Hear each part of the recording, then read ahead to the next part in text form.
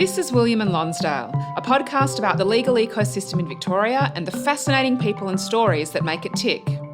This week, your host Michael Green speaks with Her Honour Magistrate Abigail Burchill, former barrister and one of only 2 Indigenous magistrates in Victoria. On top of her incredibly busy schedule in the Broadmeadows Magistrate and Koori Court, Abigail has just undertaken training to sit in the Children's Court, which was previously not really something she saw herself doing. A warning to our Aboriginal and Torres Strait Islander listeners, this episode contains the names of people who have died. I wrote myself off because I thought I just don't talk 14. I feel I can really communicate and connect to adults, but with 14-year-olds, I feel like I'm speaking a different language altogether. 14-year-olds are a really tough audience. In fact, I found it and experienced the most when I was the president of Tawirri and visiting high school students and talking to them about careers in law. The thing that I noticed, particularly 14-year-old boys, is that they would just draw male appendages all the time. I felt that I could have said, this is a drawing competition today, and I'm going to talk to you about careers in law at the same time. Everybody thinks, oh, you're such a great communicator with adults, you're going to be great in the children's court. I'm not there yet, but I'm much more interested now in going down that path. And for the Aboriginal kids who were in the court, and that primary question, like, who's your mom? And there was one young guy who I asked that question to, and he said, I'm Gunditj Mara. And I said, oh, I'm Yorta and Jar Jar Wurrung. I said, Gunditj Mara, warrior people. They're warriors. And he went, I am.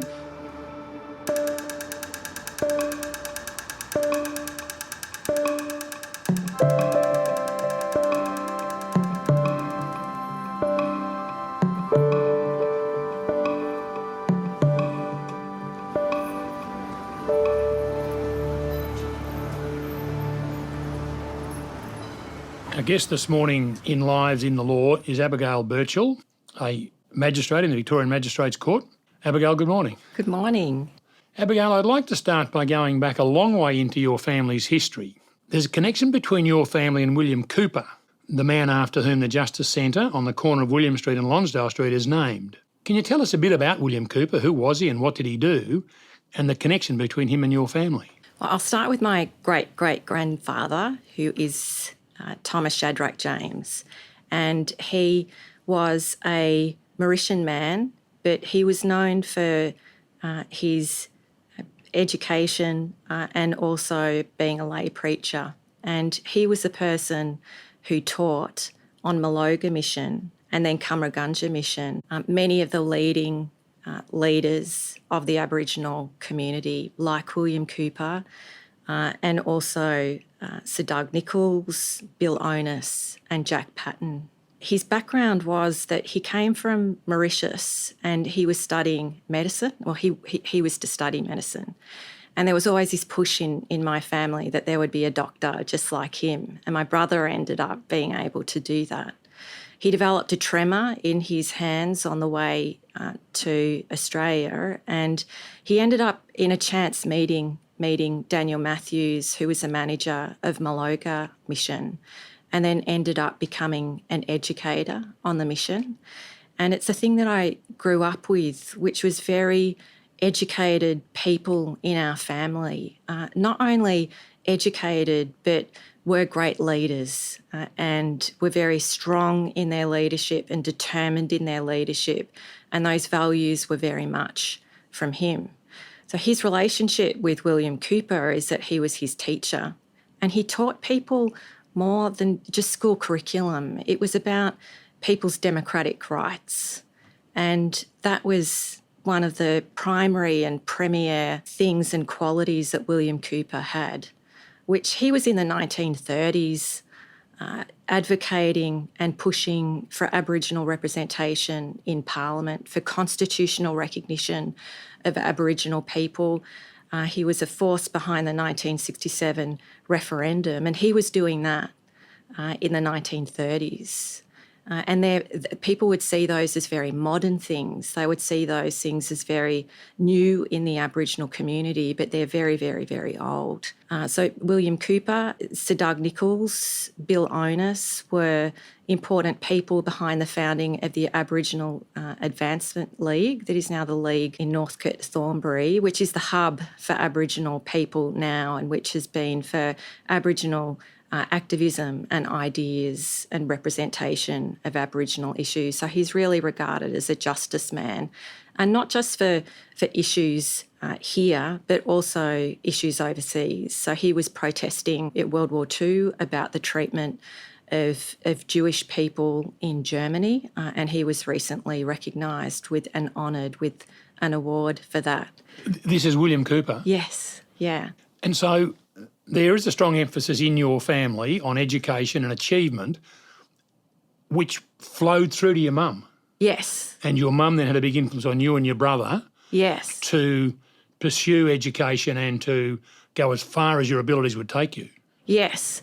And I also had in my father a great intellectual, that our house was just surrounded by books. In fact, when I saw when my children were watching Harry Potter, I really identified with that because there were massive bookshelves just full of books that you could read, whatever topic that you wanted. And Mum and Dad were always reading, and my dad taught me that you don't have to have a university education to be an intellectual, and that you can't look at people as something less because they haven't had a university education, and what their knowledge and what their intellect may be. And through both those values, it taught me to respect everybody. But with Mum's strong sense of education and leadership, and Dad's intellectualism and what the house being full of books and opportunity and encouragement, it was just perfect, I think, to then weather the storm of what education was like. I think for Aboriginal people going through school in the country and city at the time in which I did go to school. And the country schools you went to were both in Mooroopna, near Shepparton, primary school and high school. In the 70s and 80s, I'm assuming? This is when you were at school? In the 80s. 80s. You're a good student. Did you have an enjoyable school experience? Well, I don't think you could ever say that things are wholly not enjoyable or wholly enjoyable. I enjoyed study, and I was determined, and I think that's the quality that has got me through. When I'm given something, I'm just determined to master it, and I had that in school, but I never found, and it made more sense to me later as an adult, I never found school a place that I felt safe in, and experiences of racism and violence were very common. When you say violence, can you give us an example of the violence, an example of the racism? So it wouldn't be uncommon to be studying and then you'd feel a punch to the ribs, and there were never slaps, punches, hard punches. I remember a girl in primary school punched me so hard in the ear that it smashed her watch and cut all the back of my ear. And nothing was said of that. It was, well, you've got to toughen up. You've got to hit her back harder than what she's hit you. Was this coming from your mum and dad? No, that was coming from the school, my parents. There was very much, you've got to be stronger than this. A culture, you've got to hit them back harder from everybody. That was the messaging from everybody. It didn't solve anything at all. In fact, I think it made conflict worse. Bullying was difficult. That's not just me. For many kids, like I can remember times when my bike was thrown down a hill or spat on, or I remember a girl used to every night follow me home from school and hold my jumper. If a car came, then push me out onto the car and then pull me back again. And it stopped one day when my brother was watching what was happening, and she finally left and she went past my house, and then I saw this blur of him chasing her and pulling her off her bike and saying, "You're never going to do that to my sister ever again." And she never did. So he was like my hero, as he is in everything. But he really looked up and looked after me. And that was just a common experience. For racism, I'll give you an example. We would regularly go to cultural trips to Rumballara. Rumballara is a really important community hub. It's got a lot of history going back to when Aboriginal people moved, walked off Cumragunja Mission, moved to the Mooroopna Flats, and then we're finally giving housing in Mooroopna, and Rumballara was a really important social health community hub. And we would go to Rumballara for visits, and they would call out all of the Aboriginal children's names, and then all of the other kids would start shouting out, "It's a coon patrol." And for something when... And this is in Australia in the 80s. Yeah. And it was just so... we all felt so shamed for going to a place where we should have felt really proud, particularly with what Rumballara represented. And it's an experience later on that I have tried very hard to understand, and it's very connected with confidence, with your identity and who you are. And when a big part of that is associated with great shame with your Aboriginality, that was very much the experience of Aboriginal people at the time, being shamed to your core for who and what you are, something that you should be very proud of. I grew up with looking at people move across the street to get away from cousins, my relatives or my grandparents who were very proud, dignified people who were spoken to and treated like they were less than human, like animals. That is starting to change. But that was a very typical experience in Shepparton in the times in which I was growing up. One of the experiences I really remember was travelling to Shepparton to study French because Mooroopna High School didn't offer French. And on the way back, then the taxi driver said he wasn't going to a particular place. He was laughing about it. And I said, "Why aren't you going there?" He said, "Because the coons live there." And I said, "Well, you've got a coon in your car." And he then pulled over. This is halfway back between Shepparton and Mooroopna, so it was a good 8-kilometre walk to get back to school. And through a part that was just bush area, he pulled over and told me to get out because he didn't want coons in his car. And nothing was said, nothing was done. No involvement, no Human Rights and Equal Opportunity Commission then. Nothing and no advocacy from the school. The school knew what happened? You told the school what happened? Yeah, because I was absent for a long time. I said I was kicked out of the car. But I don't feel aggrieved by my school or the experience that I had not teaching and getting students to their best, because in a school where there is just so much structural and systematic disadvantage, teachers weren't social workers. I don't think they could deal with some of the really pressing social issues which were at our school and all of the different places where people were at. So I don't for a second feel aggrieved to any of the teachers or the school because they were kind of set up to fail. That is why the school was one of the lowest achieving schools in the state, and why it has recently been shut down. But there's then those teachers who were so significant. They're those kinds of teachers where you watch movies on them and they're able to lift people. And I had marvellous teachers like that, teachers like Miss Danneman and Mr Cortese, who were just outstanding. And yet your year 12 was chaotic? 2 teachers resigned during the year or retired? No, well, one teacher retired and another teacher, I'd be interested to see what Miss Oster's view on it and how she explains it. And this is my recollection, because most of the kids weren't studying VCE. They were doing what the equivalent is of VCAL, and their heads and their hearts just weren't in it. So classes were rowdy and they were difficult. And I could just remember there were times where it was, I'm not teaching. If you want to come in and learn, you can come in and learn in where she was based. But it was a really chaotic year, and most of the students weren't there to go to university or learn, so it was really disruptive. And there were huge just missing pieces of knowledge that I was able to understand that when I went to university, because I saw in year 12, when I didn't get the marks that I really wanted to, as my failure, my fault. I wasn't good enough, and I certainly shouldn't be looking at something like university. Whereas my mum saw it for what it was. How could you, in those conditions, ever go well? You weren't really taught how to even study.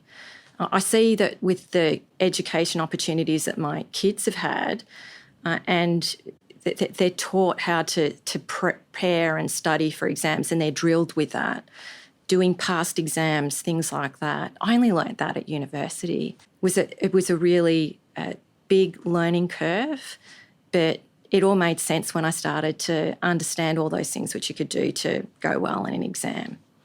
So coming from that background, and I think you said year 12 marks weren't good enough to get you into law as you wanted to, but you wound up getting into law. How did that come about? Well, that goes back to one of the people who you started off with, which is my mother. She's a person where nothing is ever going to get in her way. She just doesn't chip away. There's things that she'll chip away, and there's things that she'll just smash. So she's a force of nature. She's a force of nature with capitals. And then the next thing that I heard is, you're going to Melbourne Uni. I've got you a place at a residential college there. You're going to Ormond College. You're all set up. And so then I was off to Melbourne University. You're at law school, but you're finding it a struggle. Why was it a struggle, and how did you overcome the struggle? Well, like going into the legal profession and my journey through the legal profession, I found it a big culture shock in really relating and identifying the people who were around me every day. I was lucky enough to grow up on country and to be able to experience country in a healing way during my year 12 with all of the stress that was going on. And one thing that my mum and dad gave me, in addition to the force of nature, education, intellectualism, things like that, is balance. They were really fit people, and one thing that we would regularly do is go to, we called it Gemmell Swamp, which is the local state forest. It was really important for me to be on country and around people, and then all of a sudden I was off country. I was around people who I didn't identify with. I was still carrying a real sense of personal failure about not getting what I needed to do to what I saw legitimately get into law. And I felt embarrassed about that. It took many, many years to stop feeling that way and to find peace with that. And I had also very tangible missing pieces of knowledge that I had to very quickly make up. So for all of those things happening at the same time, it was very difficult. I did have a sense of determination where I would not fail. It was just not in me to do that. I loved what I was reading and learning. It was fascinating. And I finally felt as though I had found my people, in the sense of being in an area of knowledge that I really enjoyed.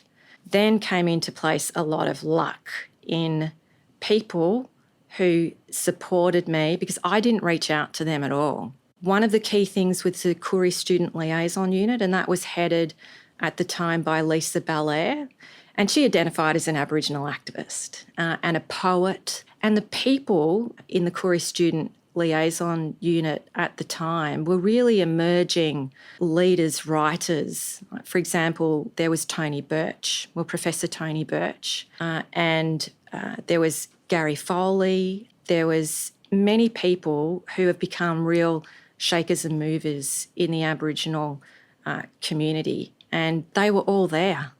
So it really gave me my Shepparton country in Melbourne with the Koori Student Liaison Unit. And then at Ormond College, there was a tutor who really recognised and took me under her wing and completed those missing pieces of knowledge, both in my study skills, writing and confidence. And she really built up those things. So Professor Katrina Schunke, she was extremely important for that. And the other person was Professor Ian Malkin. In my exams, and it was always a problem with exams where I'd always have the knowledge, but I could choke. And I don't think exams are the best measure of knowledge at all. Professor Malcolm gave me, the most important thing is he listened. He listened to what my experience was. He listened to that as an Aboriginal person, my frustration that I had the knowledge, but I found it sometimes difficult to express that in written communication. And he said, then tell me, I will ask you the questions and you tell me your knowledge. And that's what I did. And I passed. But in doing that, it bridged the disconnect where I was able to then move into written communication to what I was able to express. And it was a watershed year. And then I was right. I was all right. I was able to get through the rest of my degree.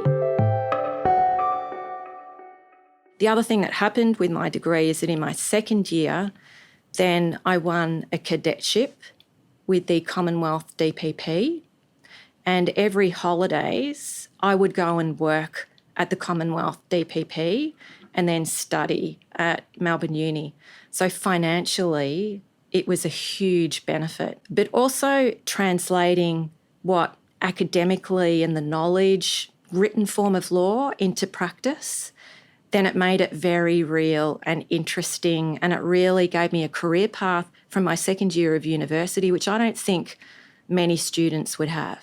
Not at all. That was my experience anyway, and my experience is also studying law and passing exams was nothing like practising law, and therefore to be in a situation where you were seeing it put into practice in the Commonwealth DPP would have been an enormous benefit, I would have thought.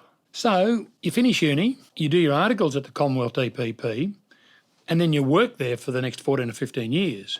Most of the crime, when we think of criminal law, most of it we're thinking about is in fact the state law, murder, manslaughter, crimes of theft, etc., etc. Where does the Commonwealth DPP fit into the legal or the criminal legal landscape, and what did you do there? Well, the Commonwealth DPP prosecutes federal offences, and people's go-to when in something that they would understand as a federal offence is a drug importation. Then there's also taxation offences, Centrelink, fraud, migration, all of the things that the Commonwealth has power for that states don't. And what sort of work did you do there? Were you involved in large trials, drug importation trials, etc.? I was. As an instructing solicitor?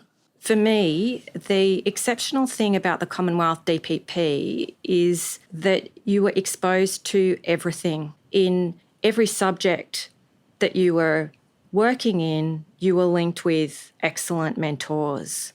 And those were mentors where I've said that I started the cadetship in my second year of university. So all of those people would be offering all of the time, if there was anything at university that didn't make sense, then they would help. The first person who I was linked to at the Commonwealth DPP is Jenny Bryant, and great mind, great intellectual, great practitioner, had really good judgment in how cases were run. So to really be around her and watch what she did as an instructor and watched what she did in her cases was a really important learning tool for me. But it wasn't concentrated to one person. There were many, many, many people. Stephen Young, Liz Tickey, Judy McGilvray, Mark Pedley, who was heading the Commonwealth DPP at that time as the lead solicitor, then all of those people were always available all of the time. There was an open door policy. It took an enormous amount of stress out of what I was doing And it's one of the things that I have found as a barrister and also from time to time now in getting calls or helping in that kind of situation where you don't have anybody to ask the question of. You don't have anybody to talk to. It is just a complete torture and extreme stress to not have a go-to person. And at the Commonwealth DPP, it was go-to people. Always put the sleeves up, help, support. We're going to talk later about culture in the Koori Court, but it sounds like it had an excellent culture at the Commonwealth DPP. It was. It was very supportive. And again, it was something that had balance in not just for the work rigour, but also having social environments and social opportunities outside of work. I always made going to work something that I look forward to. And this is at a time where I felt my sense of confidence was still pretty fragile. And that was a really important part of my legal career where it wasn't about being Aboriginal and the focus was about being a really good lawyer and getting the skills to be that.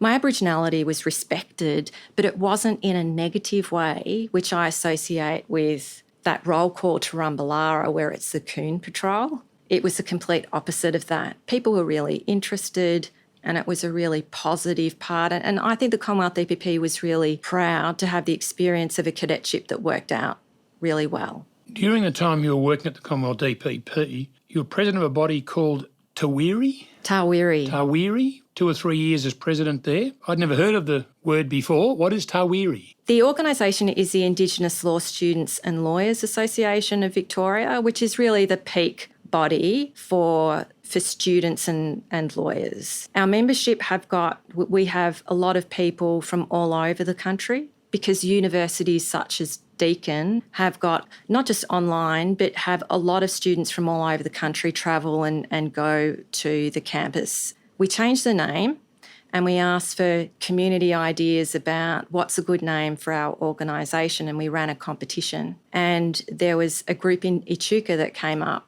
with the name. Tawirri is a brolga bird, and because it was such a rare but beautiful bird, then we saw that's a great symbol for what we are and what we represent. Lives in the Law is proudly sponsored by City Maps Illustrated. Their recent publication, The Melbourne Map, is a celebration of our wonderful city. This stunning hand-drawn illustration, which took more than 3 years to create, is available as an art print, jigsaw puzzle and calendar. The perfect acquisition for your home, office or corporate gifting.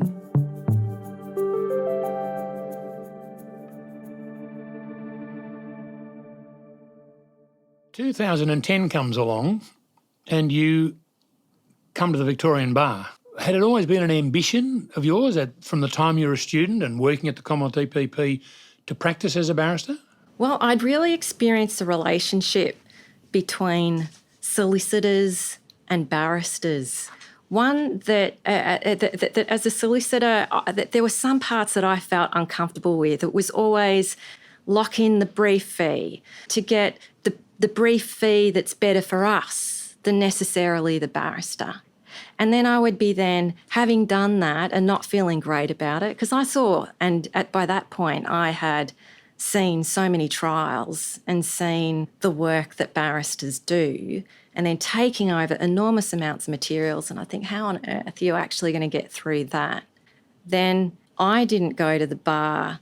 It took some pushing because I thought, why would I? Why would I leave this comfort to be talking and negotiating brief fees, which is not great for me, getting something really late, doing the hardest work that the solicitor doesn't have time to really do, and that space in thought to really prepare what needed to be prepared. Why would I do that?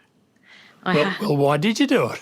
Well, I had Dan Stark, you see, and he was putting pressure and he was doing it in a very smart way. How can you be the president of Tawirri, have had the experience and the career that you've had as a solicitor when you're really ready to be a barrister? How can you not go to the bar? when we need more Aboriginal barristers to improve the number of barristers. At that time, there was only one barrister at the time, and I thought, well, I've been at the DPP a long time. If I'm going to push and progress, then that's something that I should do.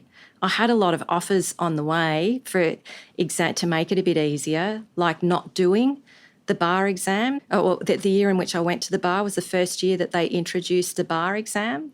I was told it could be waived to make it easier, and it would have made it a lot easier. I had three young children at the time, but I thought I'm not setting. If I can't do that exam, I shouldn't be at the bar. If I don't know that material, I shouldn't be at the bar. So I sat the exam, it all worked out, and then I'm here. What I'm hearing, of course, is your mum and dad and the idea put in your head that you are meant to be a leader and to show leadership to your community, and you followed through on that. Well, my mum, to do those things, which at times was quite overwhelming and stressful in what had to be done and the expectations and the pressure, then my dad, it's okay. Doesn't matter. It will all work out. It will all work out. Don't worry about it. In a way, not that it would be failure, but if it didn't work out, I knew that it was going to be okay. So I had both their dual influences, which worked for me. You come to the bar, like many young barristers, you're juggling a lot of balls. A young family, obviously a marriage, and establishing a practice as a barrister. I just want to focus on the establishing the practice. How did you do that? Were you a heavy socialiser? Did you network all the time? How did you develop a practice apart from the Commonwealth DPP? Because that's a natural source of work if they respect you. But I assume you didn't want to just be a prosecution barrister. You wanted to do defence work as well. How did you develop that practice? Because of other forces of nature. Julian McMahon, Senior Counsel. He is a force of nature, again, like my mother, in capital letters. I was able to read with Julian, and then he became my network. He would just work on the phones and talk me up to the point that I would say, please don't say that. I feel like you're misrepresenting me. He would say, she's done the hardest, the biggest drug trials and really complicated matters, because if you have something like that, you should give it to her. There's no one else who could really do it. And that's when my first drug trial, he was the one, and I would have waited a good 2 years to do that trial. I had just barely finished the bar readers course, and then he rang me, he said, I've got your first trial. And that was one of many out-of-body experiences that I had at the bar. And at the bar is the one place where I had extreme out-of-body experiences, where the vibrations in my body from the stress, getting a brief late, running into the daunting prospect of a trial, I felt I was levitating from my body, and I learnt that it wasn't going to actually kill me. I thought that level of stress could actually end in my end, and it didn't. And hence, as they say, what doesn't kill you makes you stronger. It did, and there's nothing better than the satisfaction of doing something that is extremely stressful and overwhelming, breaking it down, doing it bit by bit, and getting to the end point of it.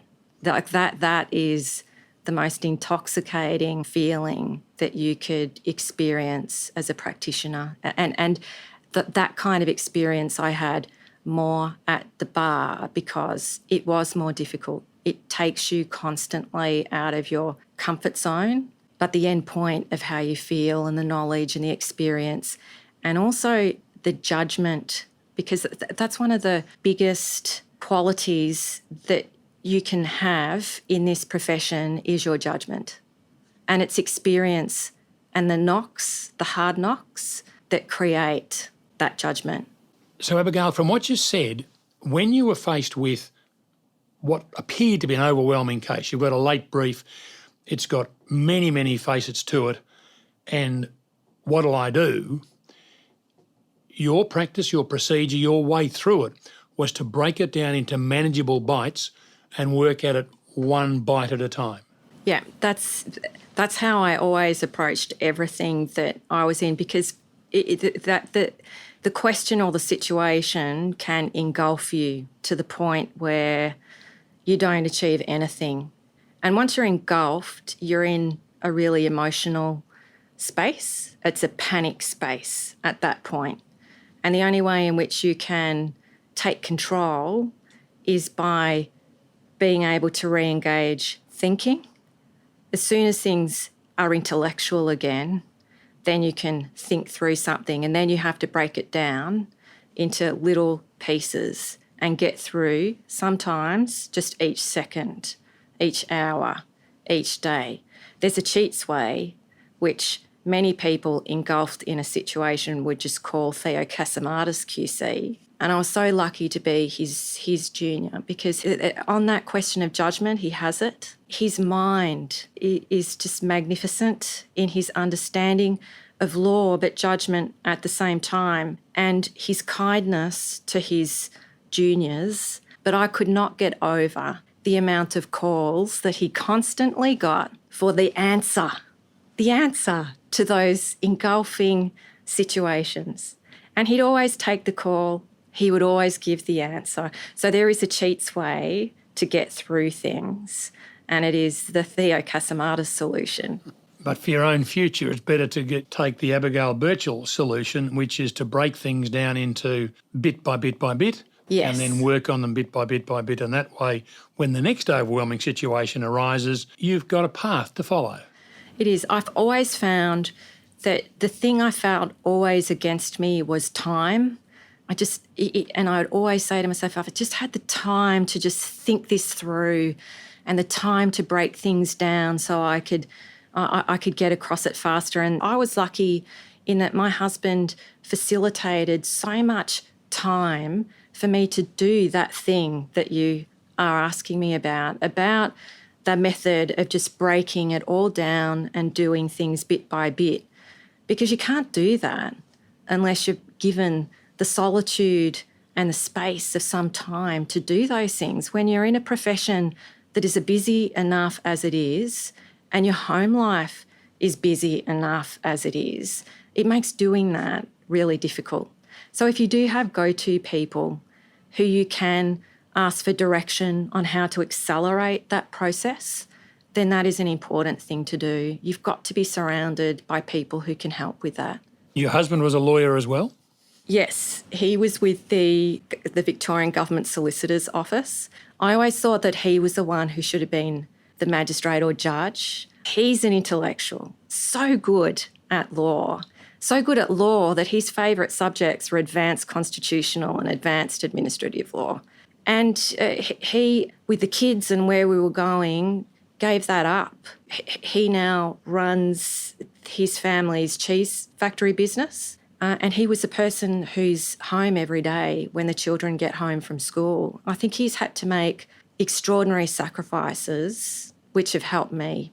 There will always be those people, often silent people, uncredited people, who are largely responsible for the successes that are then credited. I'm able to do things like this and be seen in the way in which I am, and it ticks a lot of boxes, coming from an Aboriginal background and doing the things that I've done because of what my husband has done for me, my family have done for me, and the sacrifices that they've made for me, and the people who were luckily there and those forces of nature who were supporting me. That is the only reason why, because I easily could not have been here at all. But you are here, Abigail, and in the year 2017 you became a magistrate. You were a relatively young lawyer to become a magistrate. Could you tell us what the process is to become a magistrate, and why did you make the decision to apply? I had been encouraged to apply even earlier in my career than when I was appointed, much earlier. And that was at a time when I thought, I've got nowhere near the skills even to be a magistrate. I applied, didn't go anywhere at that stage, didn't go anywhere for many years. And in that time, I was always trying to do things, what can make me better if down the track I do get appointed as a magistrate. And that's why the bar was so important to go to. I always kept myself busy trying to build knowledge, build judgment. All of this was going to help me if I was appointed. And then after encouragement, applying, finally it happened. Happened to the point where I thought that it was a joke because I didn't think that it was going to happen when I did get the call. The other reason why I was surprised is that there were many people who could have and should have been appointed magistrates before me, who still could and should have been appointed as magistrate. But that's always the case, be it magistrates, be it county court, Supreme Court or even High Court. There are always many, many talented people who don't get the call or don't want to get the call. So that's just a fact of life. But why did you want to be a magistrate? Why? I mean, you were having a good career at the bar. Many barristers, of course, love the bar so much they never want to leave, but you saw that as something worth doing. Was it a leadership thing again within the Aboriginal community? Never leadership.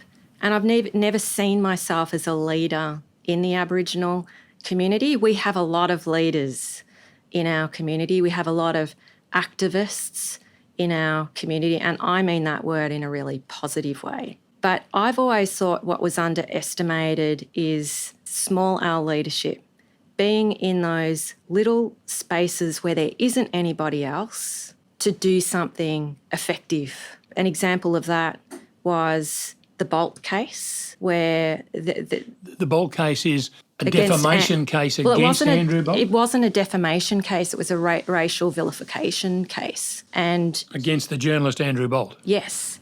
And two of the parties in that case were my uncles, Graham and Wayne Atkinson. And Andrew Bolt had written a series of articles, like with the headline, "It's hip to be black." And I knew that my uncles had devoted their entire life to the service of Aboriginal people and equity and justice for Aboriginal people. It came at an enormous cost to them personally in what they had to sacrifice to achieve those things. So those articles, one, were wrong, but they were incredibly hurtful to their core. They felt at the time, and they had already gone through devastating litigation with the Yorta case, where they had to see that the tide of history had wiped away their connections to country, and losing that case left them with a feeling the law is never going to give an Aboriginal person justice. It certainly won't give us justice. And I was a bit like them too. I saw it like them. And I went home and I spoke to Dom, my husband, and I was saying about the articles, and he said, well, just do something about it. Why don't you start a legal action like a racial vilification action?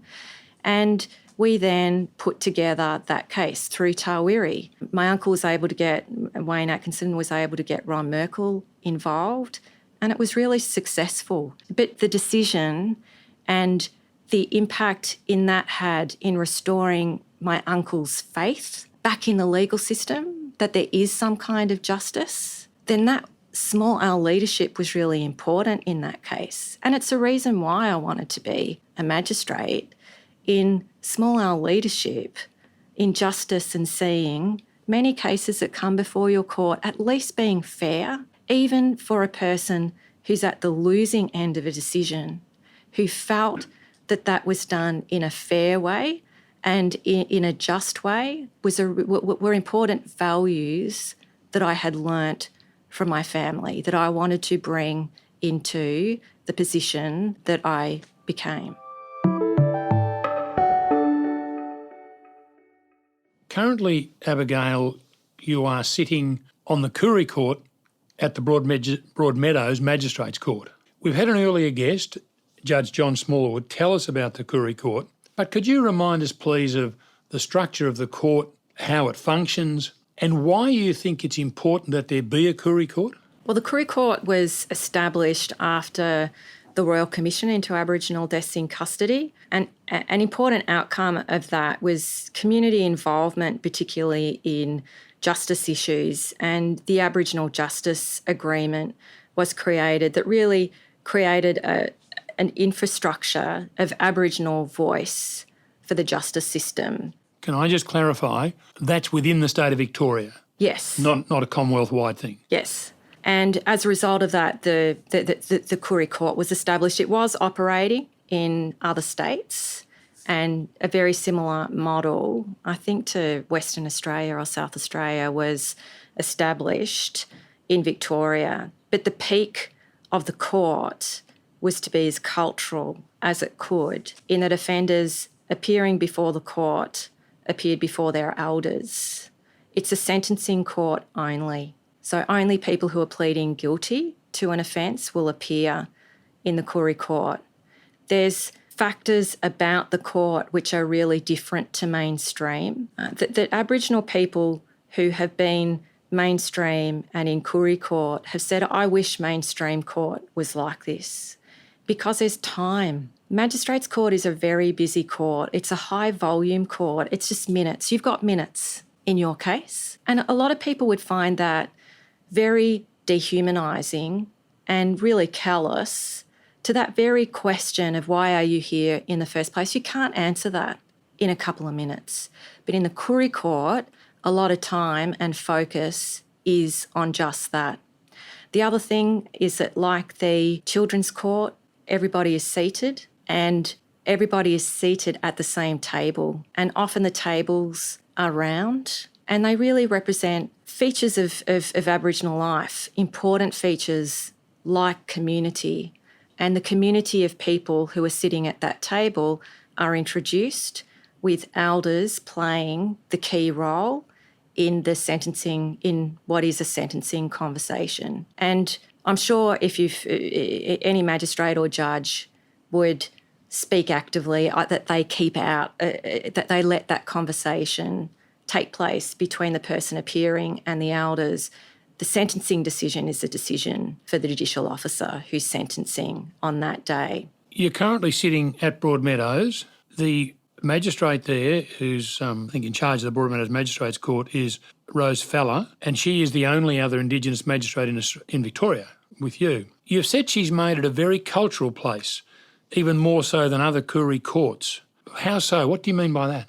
Well, Magistrate Fella is the lead magistrate for Koori courts in the state, not just Broadmeadows. She's now at Melbourne Magistrates Court, and she was the first Aboriginal magistrate, so she's very much been a role model for me. It's completely subjective how I speak about Broadmeadows being very cultural. That is how I experienced it as an Aboriginal woman. She's a Watchabollock, Wamba Wamba woman. Her father, Uncle Kevin Coombs, is an extraordinary leader in our community and who sat at Broadmeadows Magistrates Court as well. And it had a very unique factors at the time when I started, with many Aboriginal people who were working from Broadmeadows Magistrates Court sometimes, and that is as a Koori support officer. There are Aboriginal support officers also working in the family division of the Children's Court. So there were a lot of Aboriginal people out at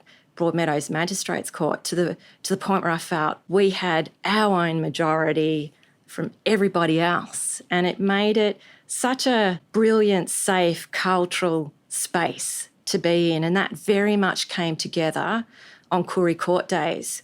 There is an intuitive strength watching Magistrate Fella when she is running her Koori Court, with that first prime question of who you are. Her knowledge of all of the genealogies and connections for all of the Aboriginal family groups is massive. And her being able to understand, you're so-and-so's son, and I understand about what's happened in your family, and there'll often be a history of trauma and suffering that she understands about, and she can interpret that, and the elders know that as well. So it gives a very close understanding of where that person's coming from, which is very supportive, to often extract what is the important thing about why that person is where there is, which is often trauma, and it's important to get it out. And they are masters at being able to extract and support trauma in a very healing way. And we don't get to see other judges or magistrates sit, but I have seen how unique she is able to do those things. Coming out of the Koori court, it being a sentencing court, the depth you go into to understand the person's position and how they got there, I'm assuming, and please tell me if I'm right or wrong, there aren't too many custodial sentences coming out of Koori courts, or is that wrong? I'd need to have a look at the statistics. If an offence is objectively serious and involves extreme forms of violence, or it's mostly in violence offending, that a person's Aboriginality is not going to be the reason that they're not sent to a custodial sentence. And there are custodial sentences and there will always be custodial sentences. But the focus of the sentencing mind on the issues, particularly on overrepresentation of Aboriginal people and trying to divert Aboriginal people from custody and the harm that custody is for Aboriginal people, is at the top of the list, as it should be. But what is also top of the list is if there is an alternative, then that alternative has to be with treatment and support. And that is a big factor of the Koori court, that it isn't one appearance. People will come back on monitored sentences. They will have to face their elders and be accountable to their elders, so they're given maximum attention for cultural support and responsibility for why they're there, and treatment. And that is a long, big picture that a person will go through before they end contact with the court. And having raised that question of custodial sentences, I think I should make the point that First Nations people are 3% of the Australian population, but make up over 25% of our prison population. And therefore, we need to be doing something a whole lot better than we've been doing it in the past.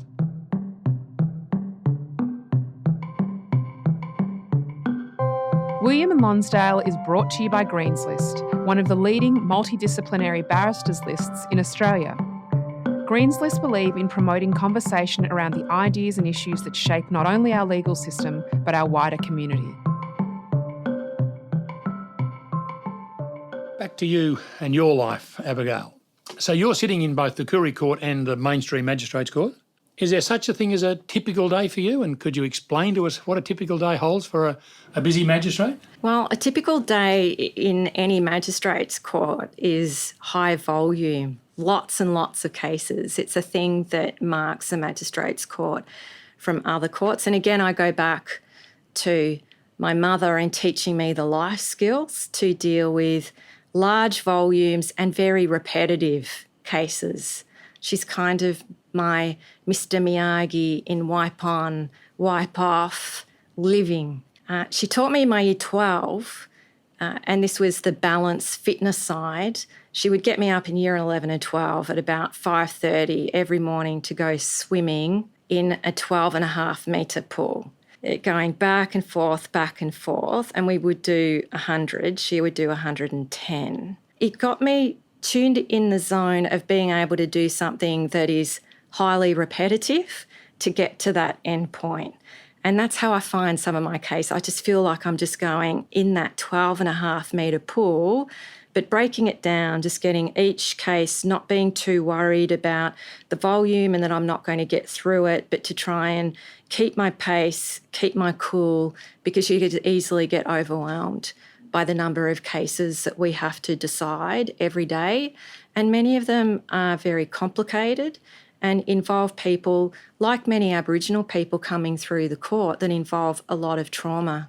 In that 3% of cases, we're looking at the overrepresentation of Aboriginal people in prisons. You would also find 99% of people will have a history of trauma, particularly family violence, will have impairments, whether they are mental impairments or an intellectual disability, and often have addiction because of what life has been. And you're trying to break down some of those, because even in 5 minutes could be a transformative moment for a person if you can try and pick things up and give some solutions for where you are and be respectful from who they are and why they're there, whether they be an accused, an offender, a complainant, a witness. Being able to manage all of those things is the daily task that we do.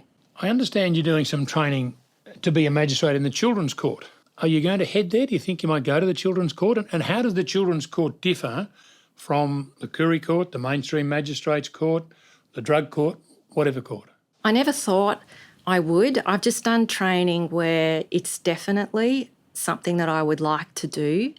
I wrote myself off because I thought I just don't talk 14. I feel I can really communicate and connect to adults, but with 14-year-olds, I feel like I'm speaking a different language altogether. 14-year-olds are a really tough audience. In fact, I found it and experienced the most when I was the president of Tawirri and visiting high school students and talking to them about careers in law.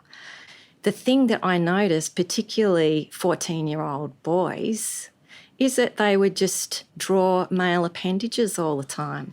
I felt that I could have said, this is a drawing competition today, and I'm going to talk to you about careers in law at the same time. Everybody thinks, oh, you're such a great communicator with adults, you're going to be great in the Children's Court. I was able to watch and I was able to watch some excellent magistrates while I did my training, Magistrate Gibson and Magistrate Pillay, and they were very good. I'm not there yet, but I'm much more interested now in going down that path. And for the Aboriginal kids who were in the court and that primary question, like, who's your mob? And there was one young guy who I asked that question to, and he said, I'm Gunditj Mara. And I said, I'm Yorta and Jar Jar Wurrung. I said, Gunditj Mara, warrior people. They're warriors. And he went, I am. We had that cultural conversation where not just for him, but his family, that they felt she's going to look out for him, that she respects his culture, she understands it. And there aren't any Aboriginal magistrates in the Children's Court, and there should be, because when I spoke about... Overrepresentation. Yeah, and I speak about those transformative moments. For young people, the earlier you can do that, so much more important. So that would be a real reason. The earlier you can do things and get in and to learn from the kids who are coming before you, I think that it would be a good experience. Abigail, your performance through school and through university I find very impressive. But you tell me, in fact, that you're the underperformer in your family and there is an overperformer. Who's that overperformer? Well, my brother, the person who stopped the bully from... Who was 2 years younger than you? Yes. Your little brother came to your rescue. He's very effective. I jokingly say to my family that I'm the black sheep because of Luke's achievements and his skills. He's one of the best communicators I've ever heard. Can I just clarify? He's a medico, isn't he? Yes. Are they good communicators normally? Well, this is where he changes things. He is a cardiologist and he's currently running or directing adult congenital health at the Mayo Clinic in the US. He's a person who I've really looked up to when I looked at structural disadvantage or difficulties at school. He was in and experienced those structural disadvantages, but he still blitzed his exams. He got 100% in legal studies. It's funny that he went into medicine. I think one of the things that helped him, that he intuitively did, was perhaps maturity in the timing of his studies, because he took time out in year 11 to go to South Africa. I think it was a real eye-opener for him, going to a different country, and also South Africa as it was at that time. But he came back with a great deal of maturity and focus on his studies. He redid year 11. He changed schools and went to Shepparton High School. And these are his own input. No one at all was telling him, maybe this might help. And he's done that through all of his career. So I'm his biggest fan. I adore my brother. I miss him not being here. And you're the black sheep? Yes, although my mum, if she was here, you would see her starting to rock. She'd get a bit annoyed, saying, "You're not any black sheep. I say that I'm proud of both of you and I love you equally and I see you equally." Abigail, thank you very much for coming along this morning. It has been fascinating hearing about your life in the law, and it's been educational as well. It's been a wonderful morning. Thank you very much. Thank you for the invitation. Show notes from today's episode can be found at greenslist.com.au/podcast. There you'll find links to things we've talked about in this episode, a transcript of the show, and some wonderful photos of our guests. If you're enjoying Lives in the Law, please tell your networks, subscribe, rate and review the show. Your host is former lawyer and Greens List clerk Michael Green. Our show is produced and edited by me, Catherine Green, mixed and mastered by Windmill Audio, and recorded by Alex McFarlane, who also wrote and performed all the music for the series. We're coming to you from the iconic Owen Dixon Chambers on the corner of William and Lonsdale Streets in our beautiful city of Melbourne. We acknowledge the Wurrung people of the Kulin Nation as the traditional custodians of this land and pay our respect to their elders past and present. There is no doubt that conversations about justice have been taking place on this land for thousands of years, and we are privileged to continue the discussion here today.